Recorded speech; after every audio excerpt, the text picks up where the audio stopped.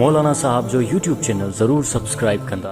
साईं मां ड्राइवर आहियां मगर गैर मुस्लिमनि सां गॾु हलणु थींदो आहे। पोइ कॾहिं कॾहिं गैर मुस्लिम असांजा क्लीनर या ड्राइवर बि हूंदा आहिनि, उन्हनि सां गॾु मानी खाइणी पवंदी आहे ऐं उहा मानी मुस्लमान जे होटल जी हूंदी आहे।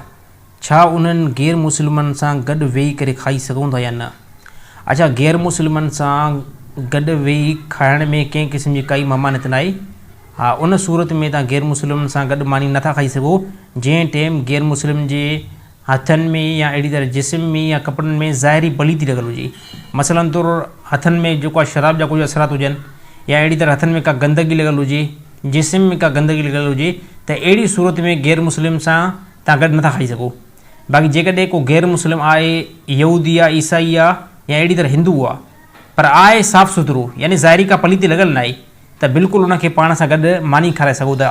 बाज़ असांजा मुस्लमान अहिड़ा आहिनि जेके गैर मुस्लिमनि सां कारोबार में पार्टनरशिप बि आहे ऐं बाज़ त जेको ड्राइवर गॾु बि हलंदा आहिनि, मुस्लमान बि ड्राइवर आहे, गैर मुस्लिम बि ड्राइवर आहे। बाज़ त कॉलेजनि जे अंदरि प्रोफेसर बि गैर मुस्लिम हूंदा आहिनि, अहिड़ी तरह बाज़ डॉक्टर बि जेको गैर मुस्लिम हूंदा आहिनि।